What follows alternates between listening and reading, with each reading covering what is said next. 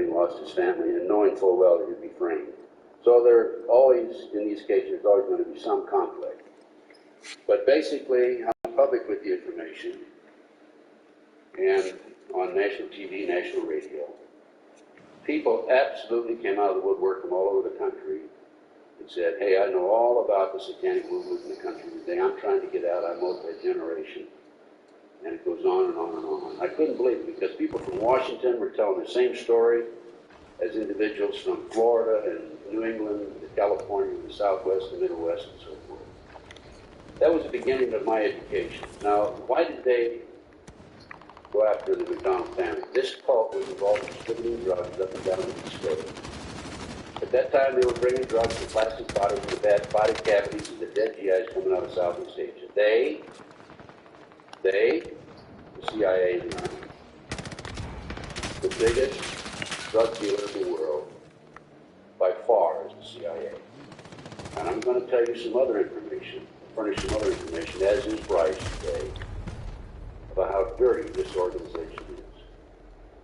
They're involved in international kidnapping and trafficking of children. They're involved in MK-Ultra mind control program. And it goes on and on and on. And we will document this information right here, this auditorium. So, I'm still working the case. We've had several hearings, appeals, lost them all. In entering the case, I noticed evidence is lost, stolen, destroyed, altered. One of the unusual incidents here, actually a series of three, there were three satanic signs left at the crime scene. Number one, there were unexplained feathers. There was a headless doll. And the little 2.5-year-old child in shallow ice pick wounds, 10 of them in her chest.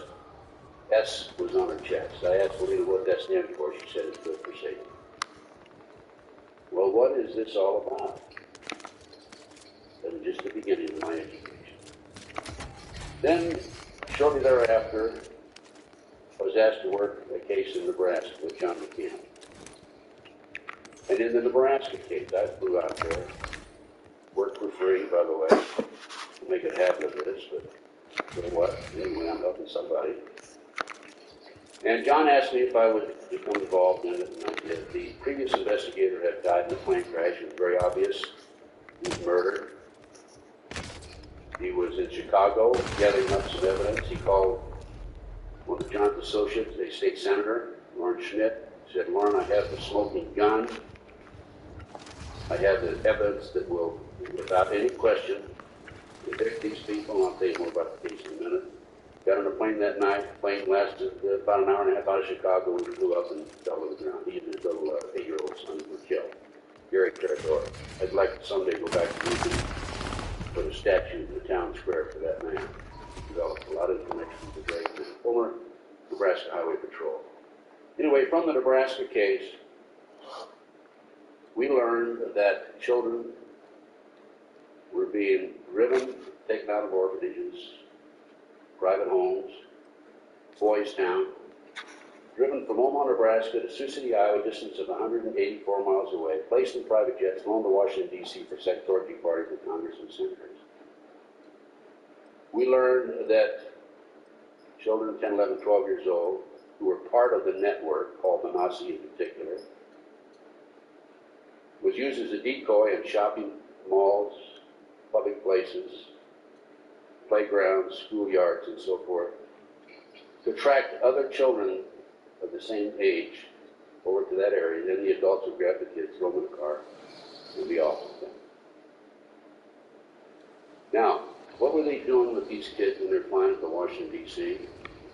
They had a condominium. Larry King, who's not Larry King live television, but a black man who was the rising star in the Republican Party. He had a condominium, paid $5,000 a month. It was on Embassy Road. His salary was $17,000 a year. And these kids were being used for sex orgy parties with congressmen, senators, ambassadors, and what have you. It was basically to frame them. Another phase of the Nebraska case involved what I later learned to be MK-Ultra mind control program. Bryce will talk a lot more about it himself. These kids, many of them, were being taken to Offutt Air Force Base, SAC headquarters there in Omaha, tortured, put through drug programs, hypnotized, and victimized as MK Ultra victims. The CIA mind control program, as I said. Who was involved? Chief of Troops Bob Wadman, Harold Anderson, past publisher of the Omaha World Herald, society editor of the Omaha World Herald, prominent people, some of the most prominent people in the community. What happened in the case? Cover up. There were 80 children initially came forward.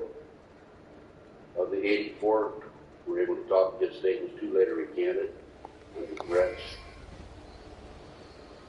And as I said, this involved, among other things, kidnapping, murder, satanic ceremonies, and MK Ultra program.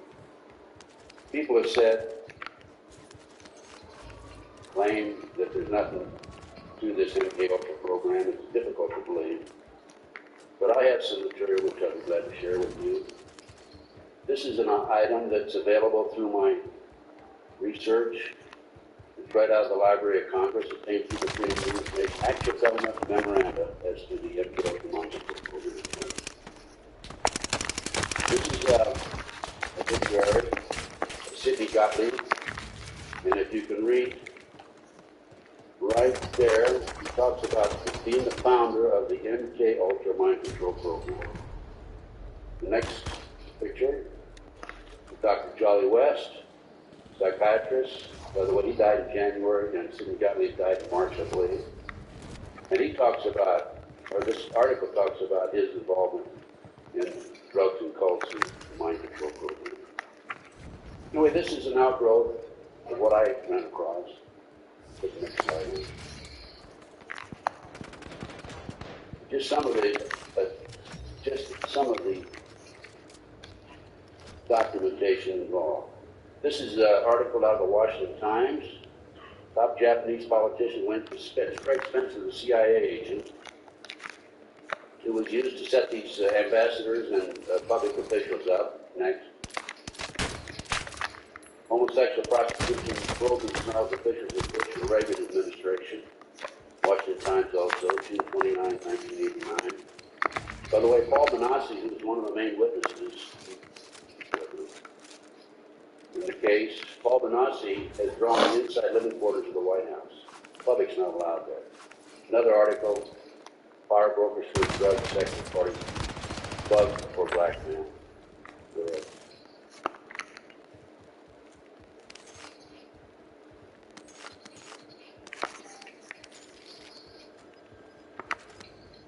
And I talked about missing children and about kidnapped children. This is an article from the Reader's Digest, July 1982. 100,000 children disappear every year in America.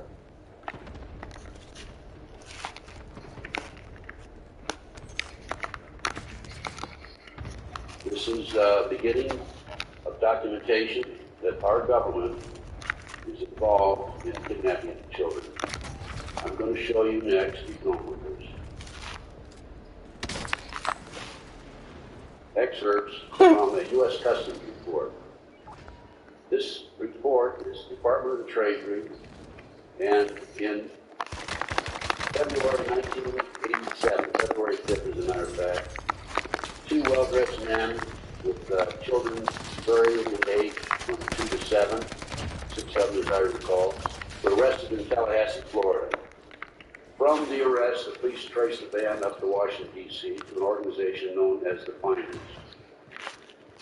The U.S. Customs was notified, and this is the documentation from the U.S. Customs report.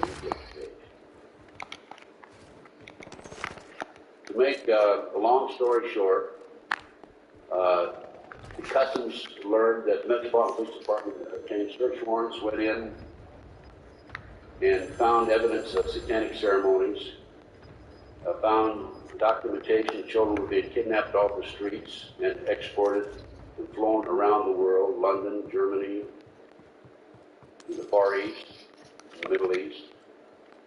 And this is, as I said, the report. Go back to that last page if you have it.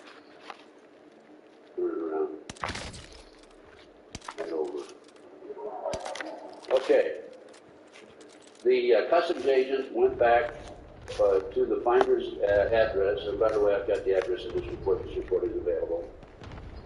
On April 2nd, 87, for a final evaluation of the situation. He's been talking to Detective Bradley. Bradley is not available on that occasion.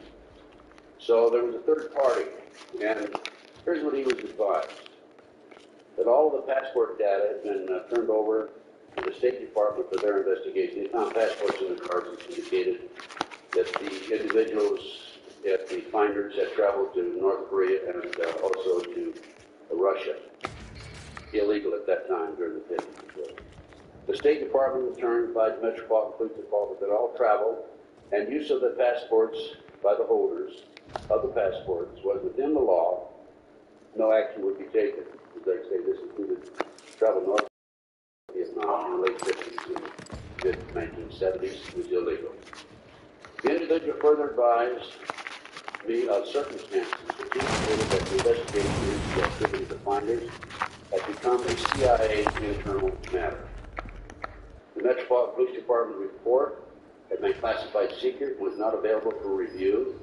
I was advised that the FBI had withdrawn from the investigation several weeks prior, and that the FBI Foreign Counterintelligence Division at the headquarters had directed the Metropolitan Police Department not to advise the FBI Washington field office, that's the investigative field office in Washington D.C., of anything that had transpired. No further information will be available, no further action will be taken.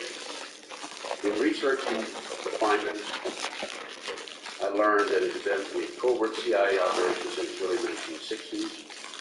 Their main mission is to kidnap and transport these children around the world. You just go on, keep going. I've gone through that whole report.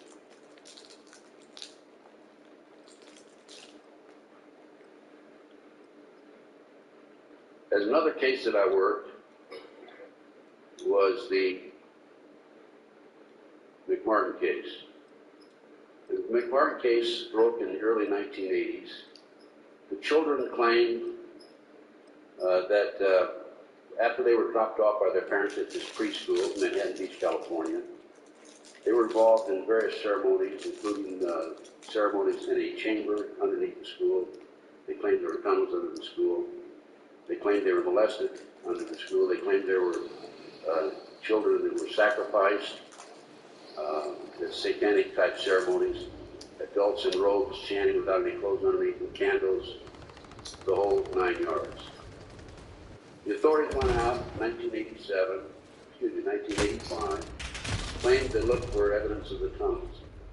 The kids said, in addition to the tunnels, that they were flown up into the mountains, crest line in particular, or at least two of the mountains. They didn't name Crestline, they were too young to know the difference, by jet airplanes.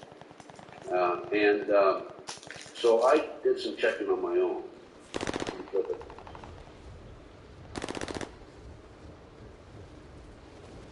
And as a result, in the early April 1991, I gained access to the property. And from the access, I hired archaeologists, Dr. Gary Stickle at UCLA. He brought in a team of individual professionals, and we dug for tunnels under the school.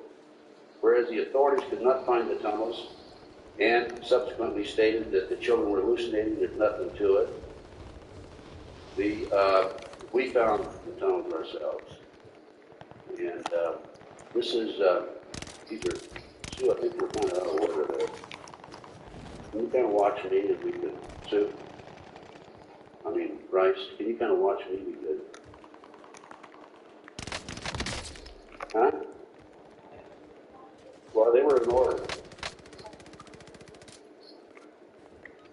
Okay, this is an example of the school. We went out and dug it up and went down and looked into the cross of the dirt. What happens is, when you go take a cross section straight down, you can see foreign dirt that has been filled into the tunnels. Keep going, sir. That's the entrance to the tunnel under the Dog West classroom. Keep going, sir.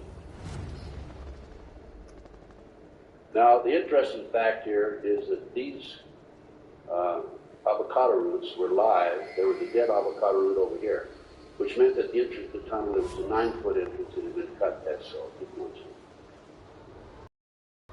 Upside down. Other way. That, keep going. Other way. That was the concrete dump. That's it. That was the arch between classroom 3 and classroom 4. That's the arch. And that was the tunnel that went through there. This was a pentagram that we found on the plate in the sandbox. We found this Disney bag, plastic Disney bag, copyright 1982, 1983, in the entrance of the tunnel, actually under the foundation. So it could not have been placed there in 1966 when the building was built. It had to be placed there sometime subsequent to 1982. The tunnel's been filled in. Keep going.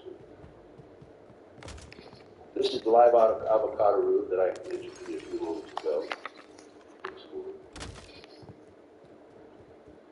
And this is a diagram of the tunnel entrance. There's the live avocado root. Here's a dead one. And that was, as I said, about 9 feet across. Another diagram. That's where we found the plastic Disney bag right there. Keep going. And that's the diagram of the school. There is the west entrance that I showed you just a few moments ago. That's the chamber. The tunnel went across the 4th classroom and 5th classroom. We didn't have time to explore it further. We ran out of money and also time. We were kicked off a lot, actually. There's a tunnel here. The children claimed that they were taken up into the triplex of the next door, the bathroom, the triplex. There was a trap door there, and taken out into the community and prostituted. We found that the trap door in the bathroom of the triplex next door. Keep going.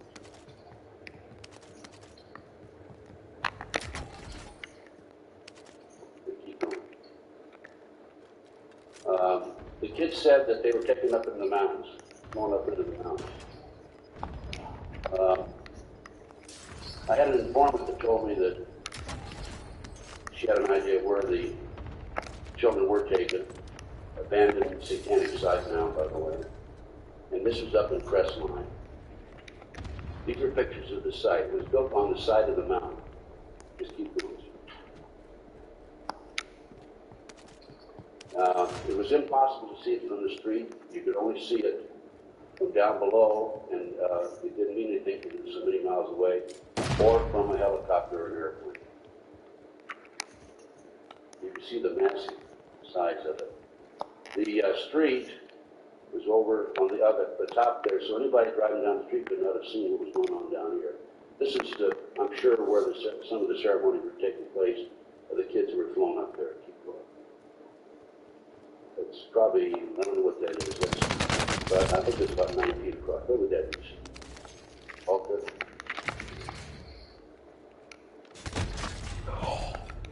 There's, it's down in there. Is where the site is. This would be where the street is. If you can see it. That's probably, that was an altar we think that was broken. Never mind. 666, that was carved in one of the rocks. There was a large circle with all kinds of writing. I couldn't get up high enough to take it all in and get it all on one picture or a series of pictures. That was in the dungeon. They had a dungeon with a drop hole. The hole was probably about 2.5 to 3 feet, and it was about 10 feet down. It was below the surface. The ceiling was probably about 8 feet high. I think that's where they held their captive before the sacrifice. Some ovens around the property. This is a sign, and you can take the next slide and put it overlay on top of it. And can you see it there? Oh, turn it around. Turn the overlay around. Yeah, that's it. And this is one of the signs that was there. Can you read that up there, Sue? Yeah, read it out loud.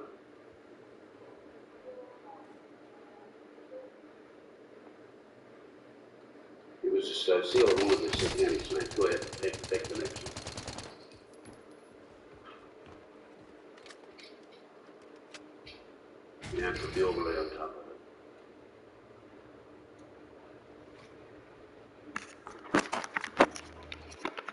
And Armin Stadium.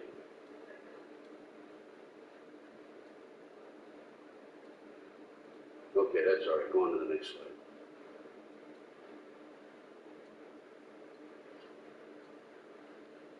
More of the site. This is looking over the edge. This would have been where the abandoned satanic site was. Over the edge, you can see that there's no way that you could see it from down below. This is the road that goes in down to San Bernardino. These are the 8 basic satanic holidays. You see on the right, one coming up Halloween very shortly, witches celebrate the dead. And the next calendar is a more detailed list of the holidays, satanic holidays during the year. Let's get them over real fast. Tells in detail about the purpose of each holiday, sexual climax, and so forth, blood, and so forth. Okay.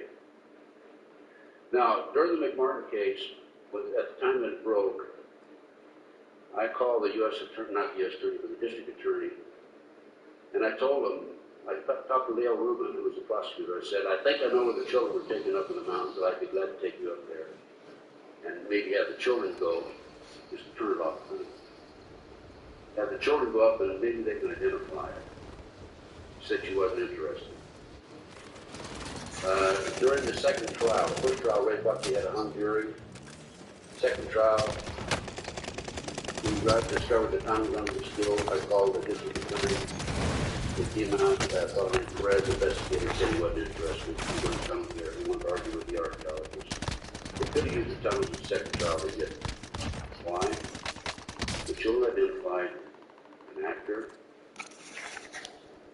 household name politicians, professional baseball players, professional football players.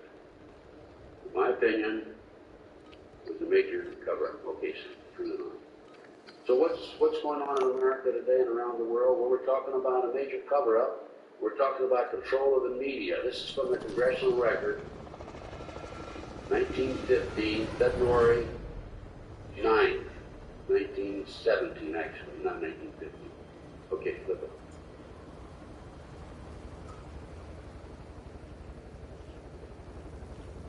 And that's continuation of page 2, Congressional Record, February the 9th, 1917. Okay, go ahead and put the next one. We're going to read a little bit of it here.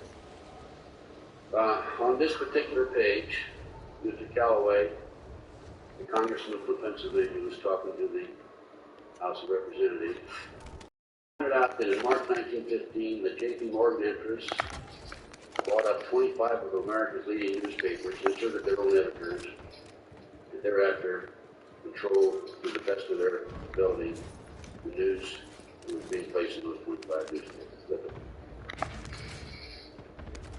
That's a continuation of page 2, page 29 to 48. Okay.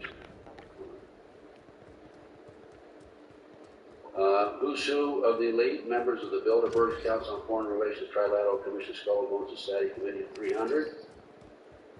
You want to know why they control and how they control it? This will give you the list. This is a book written by Robert Galen Ross. This gives you a list of the various organizations that have members at the very top level. You see here, magazine publications, Time Magazine has 6, Newsweek 4, New Yorker 3, and so on down, total 46. We also have federal government in here, and so forth. But is the Illuminati alive and well today? Well, we're not going to find out from checking with the mainstream media, but here's a little article that I found in the Picayune, Mississippi newspaper, and it says a group of Illuminati, including top and experts in a range of fields, met, and some of the names there are household names, including Newt Gingrich, Bill Gates, and others. So there you go, right there. You didn't see that in your main LA Times or the New York Times, did you? Okay. Damn it, Newt. I mentioned that I've been involved in this research for 20 years. And up until about 2 or 3 years ago, I used the term loose-knit satanic cult drug network. It was only after one of my lectures in Las Vegas, I talked about the McDonald case itself, and a man came up and handed me this book, Pawns of the Game. This explains what's going on in America today. We're talking about the Illuminati. Look at you. This is the best documentation I've ever seen of the Illuminati. It talks about Adam Weishaupt and how he, we're getting on the subject now. Yeah. Talks about Adam Weishaupt, how he set up 25 goals, and some of the goals were to control the press, the other goals were to disrupt the youth with drugs, and liquor, and morals, to have agent within the various organizations, influencing the politicians, and so forth. There are 25 goals in this book. It's an outstanding book. I highly recommend that you obtain copies of it. Beg your pardon? William Guy Carr. And it's available through my research. And by the way, I've got about 100 handouts here. I urge all of you to come up and take one if you haven't done so thus far. Basically, I think that's the extent of my 45 minutes. But before I close, let me mention that about 12, 14 years ago, I ran across a very young musician, Mark Wilson. Had a lot of talent, has a lot of talent today. And as a matter of fact, I supported him financially and supported him in other ways. He actually lived in the same complex as I lived in Las Vegas. I alerted him to the problems that we have with the children, kidnapped children on a regular basis. And he became inspired. And he wrote a song in my living room called Rescue Me. Mark, in the meantime, just recently had his first album released. He's on the top 10 records in a number of radio stations around the country. This album is available to you. If you want to order it, you can drop a check off for $12 up here after the show today. And I'll get it to you, name and address, or you can write me a check and I'll send the CD or the record to your address.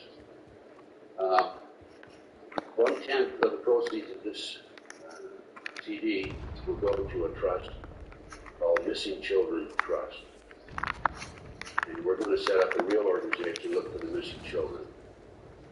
Now, you're going to tell me that the National Center for Missing and Exploited Children doesn't look for children? The National Center for Missing and Exploited Children is a joke. It's a part of the Department of Justice, being financed through the Department of Justice. They have a multi-million-dollar budget. They have a staff of, 23 people. I've been in their office. They have found, through the years, and I've known for them to be in existence at least 20 years, I think 95 or 96 children. You give me that money, and I'll tell you what, I'll find 95, 96 children in 1 month. You remember? Thank you, sir. You remember they used to put the kids' pictures on the milk cartons? They took them off? I contend, I don't know, I can't tell you why, I contend too many kids were being located through those milk cartons. Your federal government doesn't want you to find these kids.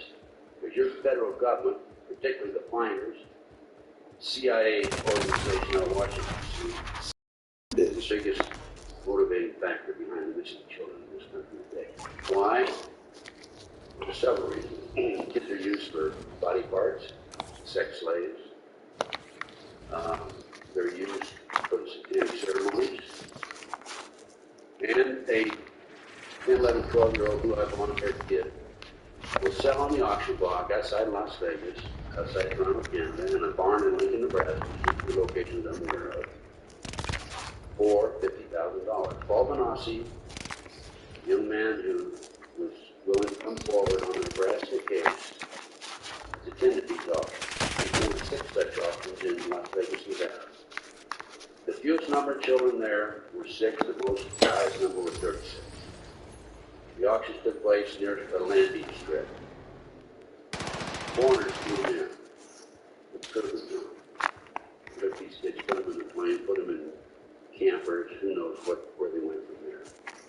100,000 children disappear. I have personally filed formal complaints to the great FBI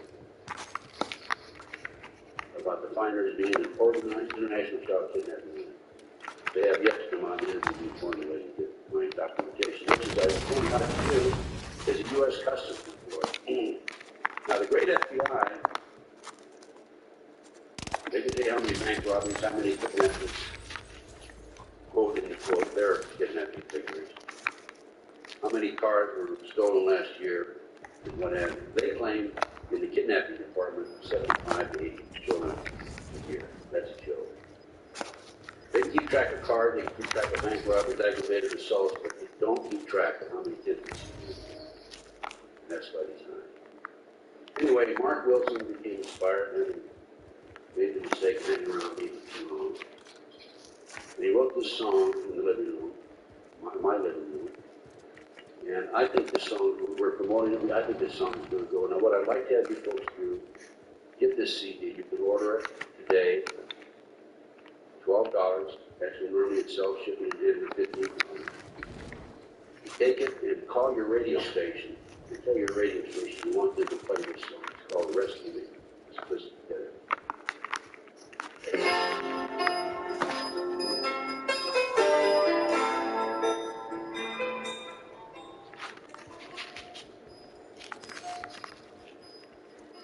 Whoa there, buddy.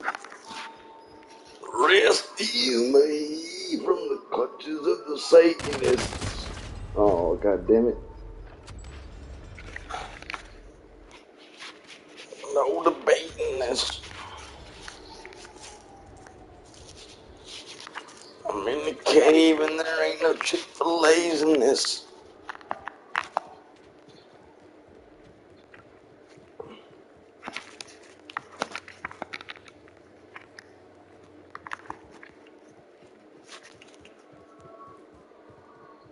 Ain't no games to play. I can't explain just how lame it is. God damn it.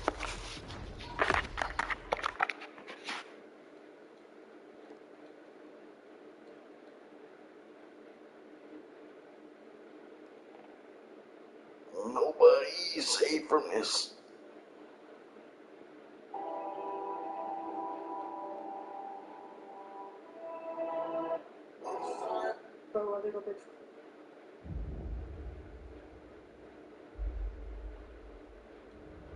The Woodward Suite. It's in Forest Hill.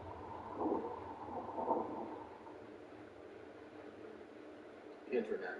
French news outlet Les Echos deleted their entire article shortly after it started to go viral, but has not responded to questions regarding why they removed it within an hour of publication and if they were pressured to do so. Children in the entertainment industry learn very early to recognize which of them want to abuse you, which of them have even darker tastes. Explaining that some of them, Hollywood executives, wear skin trophies. Explaining that he was 11 the first time he saw human leather smoking cookies was from Home Alone 2 in New York. When he was ushered into a back room on the set, there was a guy in there, a powerful executive speech type. You know what I mean? He said, he tried to make me relax by giving me a can of Coke. Started telling me about the nature of the industry. Basically, he wanted me to cut my parents out. He wanted to be my guardian. He said he would make me into the biggest teen star in history. He said I had it all, but that I had to get rid of my parents. I was like, dude, I'm 11. And he said, you're a man now. Colton, who 1100. France since 2003, then explained that the man began to make his intentions clear. He started breathing real shallow. My experience with perverts kicked in. I could tell he was interested in me. He licked his lips and told me I was very handsome. I think I managed to say thank you and started thinking about how I could get the F out of here. Dude, I'm 11. Then he reached into his face and took out a flashlight. He put it in his lap, took out a huge lighter, and continued to gaze at me with his overpowering sexual desire. I was just staring at him. I think I said something like, dude, I'm 11, again. I remember he said to me, it's celebration, little man. To celebrate your upcoming success, your many successes. Come, sit back down. He was tapping the pipe on his crotch, smiling, this total freakazoid smile. I ran out of the room, but I ran straight into this other guy who was outside the room, and he grabbed me by the arm and threw me back inside. He lit the pipe and blew the smoke in my face, because I guess he did that out. He told me to look at his shoes. He said they were made from the skin of children he and his friends had murdered. He said leather made from human skin is the finest leather known to man. Death of a child star. Macaulay Culkin said the Hollywood executive then dropped a heavy hint about the provenance of the skin used to make his shoes. He asked me if I knew Heather O'Rourke. Yeah, I remember her. I grew up watching Poltergeist. I remembered her in Happy Days. She was so cute. Then it dawned on me what he was getting at, and I vomited all over his shoes. He's taking it as, you're wearing the shoes of that dead girl. Body? That's what he's saying here right now. And we're all told, oh, it's a disease. That's the disease of the young age. First of all, if you want to do a little bit more research, just type in what red shoe symbolism means, and you're going to basically discover that for Satanists, what it means is it's human sacrifice. During this sacrificial rituals, the Satanists wear red shoes, which are claimed to be made out of human leather. Photos on the internet with here's Tony Podesta wearing red shoes, and here's these very disturbing paintings with all these children that their hands tied behind their back, and they're all wearing red shoes. If you go to qmap.pub, you can actually type in red shoe with quotations, and it'll show you all the posts that Q has commented. Here you got Bill Maher, I should say, wearing with red shoes as well. This is the necklace of Anderson Cooper's mother, who is a Vanderbilt.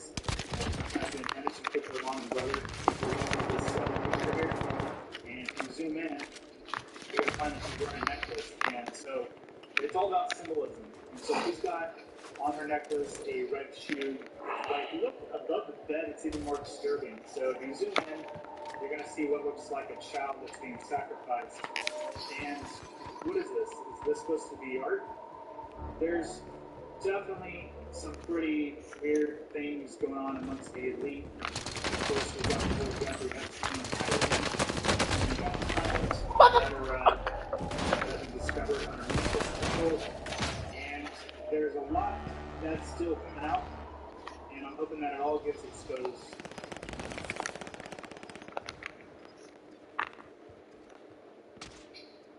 Humph.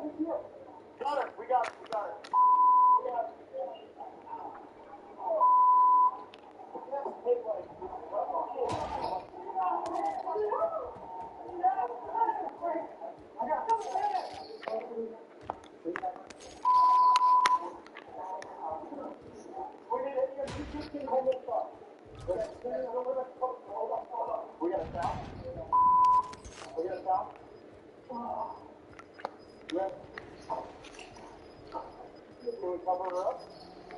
Can we cover her up? Yeah. Or something? Okay, just there you go. Can we get her out? Yeah.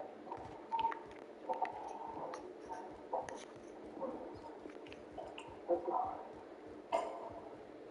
Come on, sweetheart. You okay? You're gonna be okay.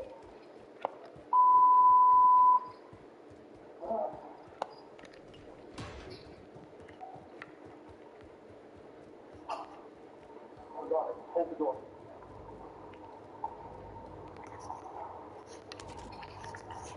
Hey, back off, guys. Back off. Please, just back off. Hey, let's go. Let's get her in. Keep this thing down. Guys, listen. Just stay there for me, okay? Hey, do me a favor. Okay. Just hold on, okay? It's the Woodbridge Police. It's enforcement.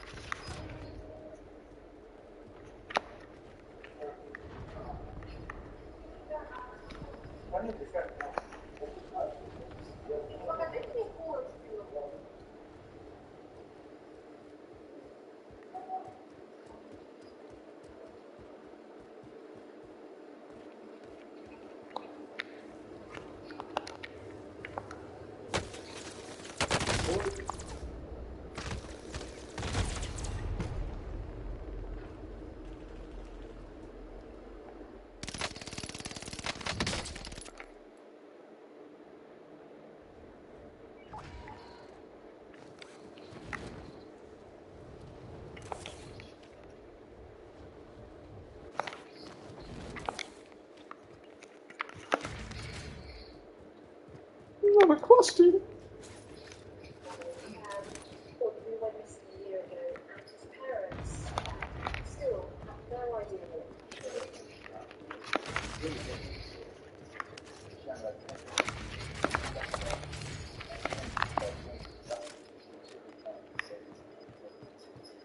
What is that trash can doing there?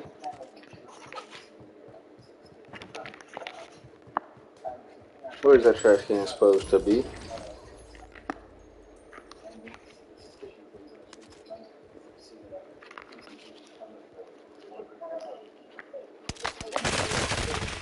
Holy shit.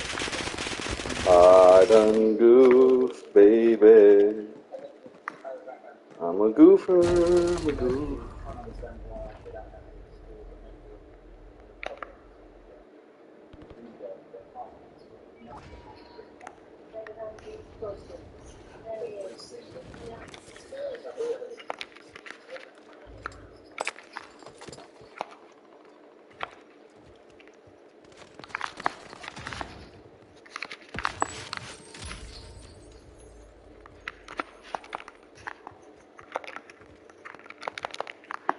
Out of here. And, I know you know because I've heard it on your show before. I mean, we steal 100 to 300,000 children a year just here in this country. And we drain the blood and we mix it with the Passover blood. And then we throw the bodies into the slaughterhouses that we own. And we grind up all the bodies in the sausage and the hamburger. McDonald's is one of our favorite outlets. And the people, they eat them for breakfast, they eat their children for lunch. And, as Jews, we gotta do what we do.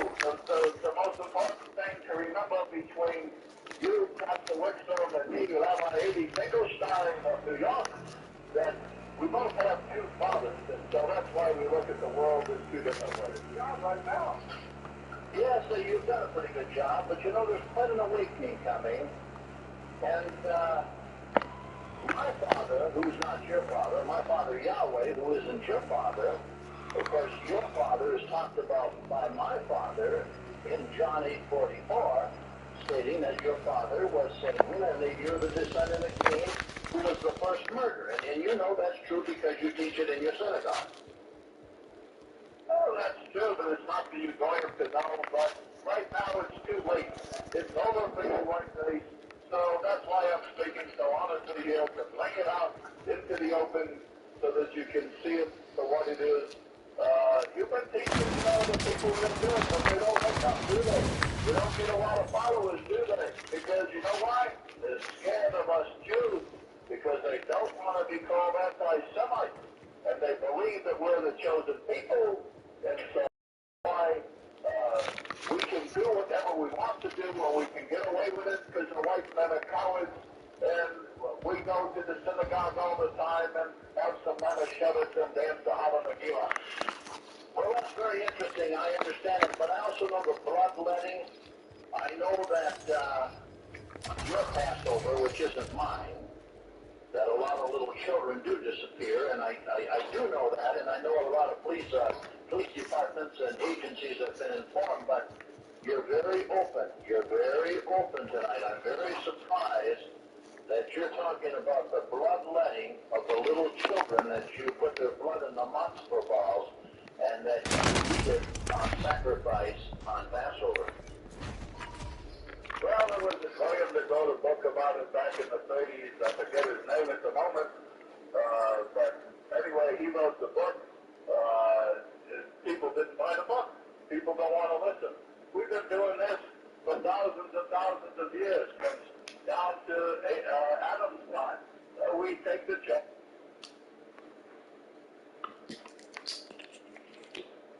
My name is Katie Groves. I'm a survivor of the child snuff industry and child snuff ring known as Uncle Sam's Snuff Factory. This ring is located in central Texas, most of the ring being underground. High-ranking government officials and military agencies orchestrate it. There are deep underground military bases that commit mass genocide against children, film it, and sell it on the black market, in which I was incarcerated, did not know if I would ever see daylight again, by the white supremacist government, which runs the United States. They called it Uncle Sam's Snuff Factory, as a private joke, as if it was a mom and pop shop, a local business. Uncle Sam was supposed to be a friendly figure in American propaganda, supposed to look at like a father. The Snuff Factory, also known as the Genocide Factory, is the very literal definition of hell on earth. It is not unique. There are other places like it, all over the world. And you can track it there. There's no place like Uncle Sam's. It is one of those places where a person can get literally anything they want for the right price, if they have the connections. I have seen wealthy, aristocratic white women ordering children of color on menus to be delivered dead, cooked on platters, in a wing of the place they call Cannibal's Kitchen. And the reason I'm alive and I survived is I was born into an organized crime family involved with the CIA command operation. I have genetics that have a background to be a candidate for perpetration, for continuing the cycle of violence, through being one of the quote-unquote leaders and members of the youth. So I was cut a lot. Experimentation was labeled fruits. Polyfragmentation does give an energy disorder and because beyond polyfragmentation, I have something called exponential fragmentation. The level of trauma of this type of abuse increased. I weep for my brothers and sisters in this place, ones who are undoubtedly still alive and suffering now. I weep for the dead, that death is a merciful option in a place like that. We're not just talking about that, we're talking about the worst possible ways to die.